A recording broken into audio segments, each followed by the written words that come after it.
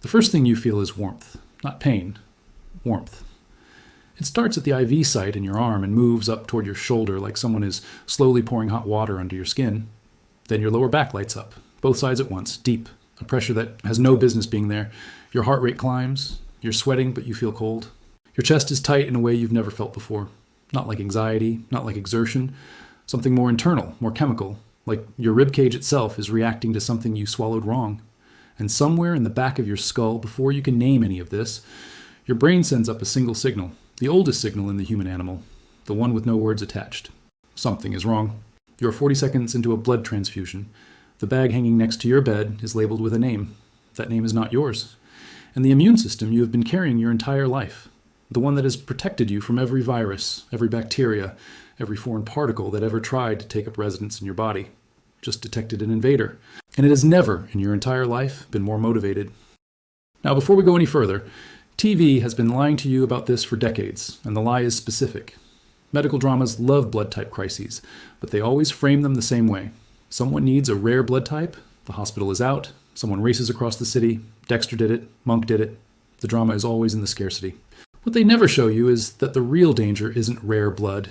It's common blood given to the wrong person. You don't die from needing AB negative in a storm. You die from receiving a perfectly ordinary bag of type A blood when your body is type O, because a label was wrong, or someone skipped one verification step. The death isn't exotic, it's administrative. There is a way out of this. It exists, it works, and it depends on one thing you do in the first few minutes. We'll get there. But first, you need to understand what is already happening inside you. Your blood is made up of red blood cells, and the surface of every single one of those cells is covered in protein markers called antigens. Think of antigens as ID badges, molecular name tags printed directly onto the cell membrane. Your immune system has memorized every badge in your body since early childhood.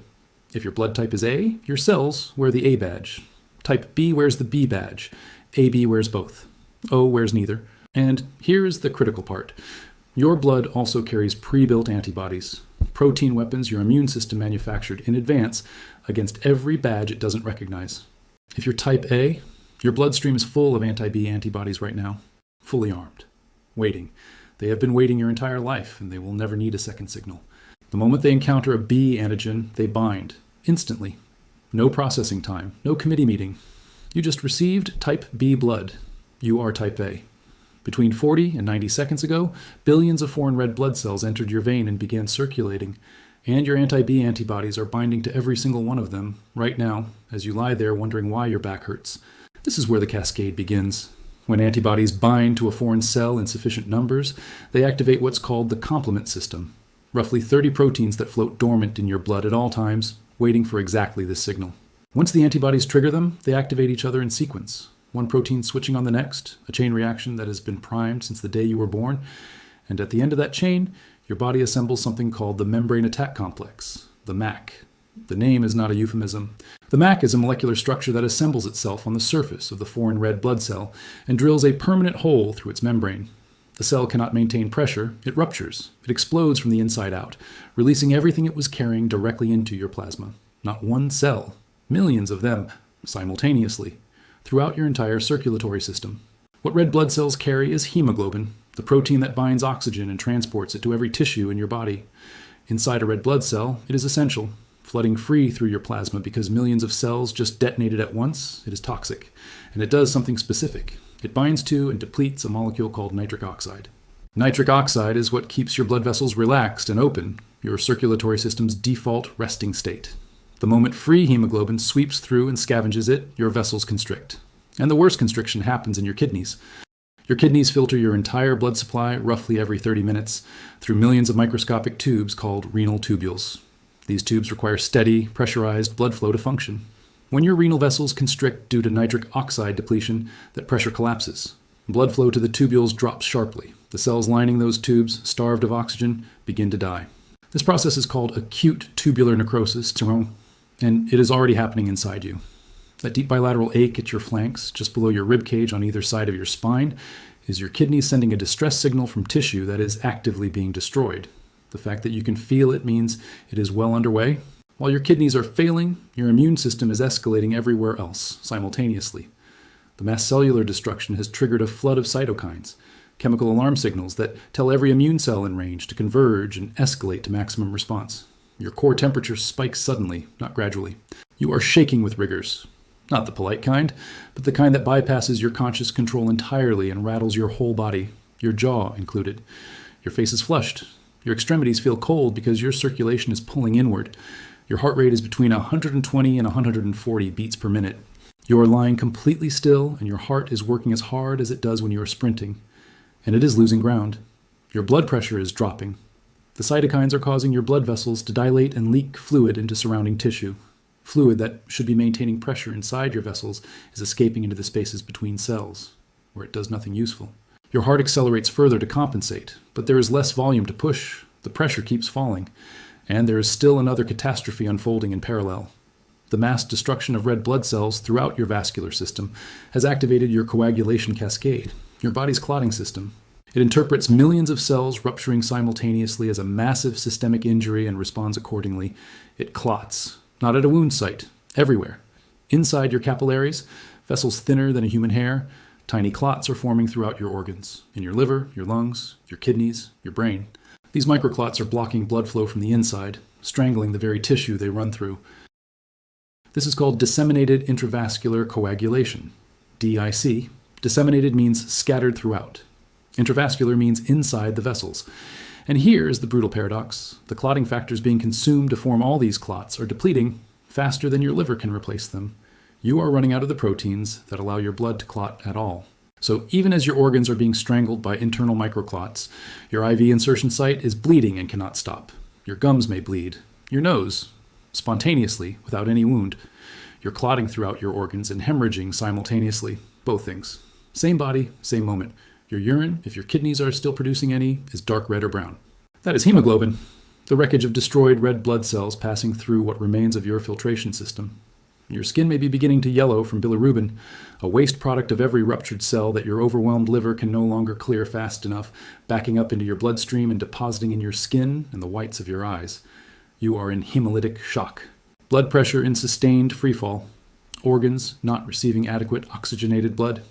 Your brain, which requires a continuous, uninterrupted supply of oxygenated blood to maintain function, is beginning to register the deficit. Confusion at the edges. The world narrowing. Thoughts dimming like a signal losing resolution.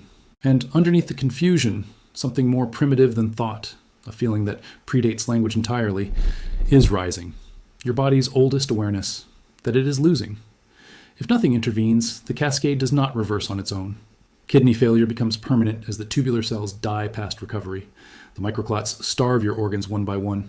Your heart, running on critically low pressure and insufficient oxygen, moves toward failure.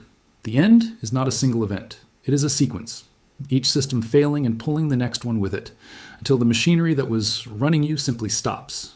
All of this because one bag of blood had the wrong name on it. Now, the real case. February 7th, 2003.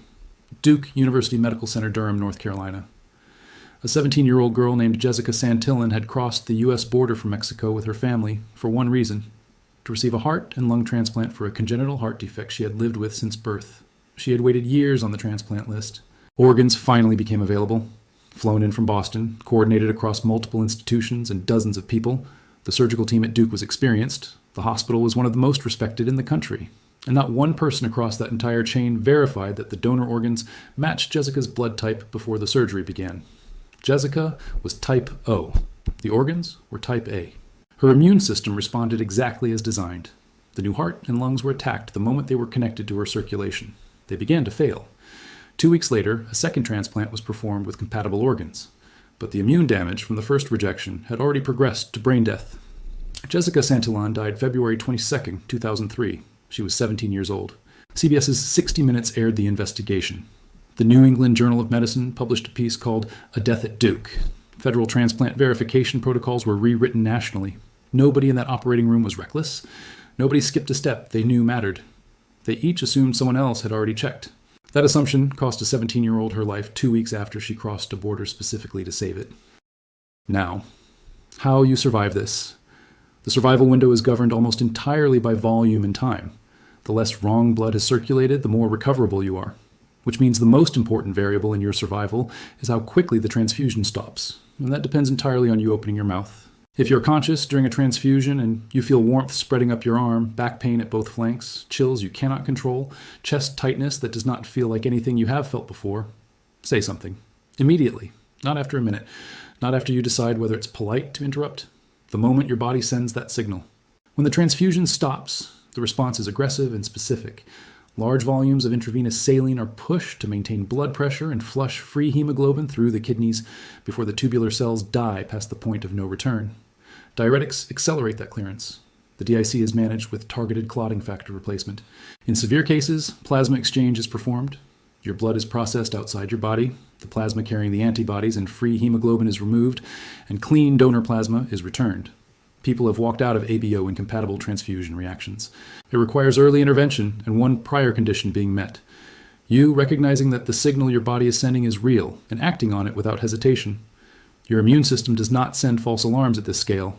If something feels wrong during a transfusion, that is not anxiety. That is your body telling you the chemistry is off. In this scenario, your instinct is the most accurate diagnostic instrument in the room. The question is whether you use it in time. Subscribe to 199 Last Seconds. Next episode, we cover a death where your body doesn't even get to send a warning signal.